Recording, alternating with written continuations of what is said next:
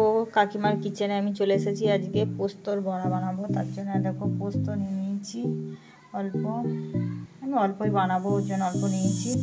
আর দেখো নিয়ে নিয়েছি একটা গোটা পেঁয়াজ, দুটো লঙ্কা। এবার এটা পেস্ট করে নেবো, তারপরে কড়াইয়ে তেল দিয়ে বানাবো।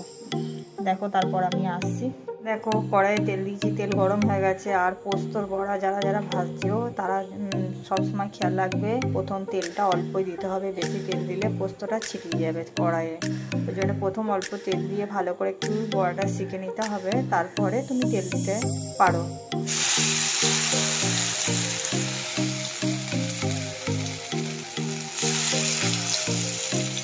ছোট বড় সবাই বাঙালিরা পোস্তর বড়া খেতে ভালোবাসে।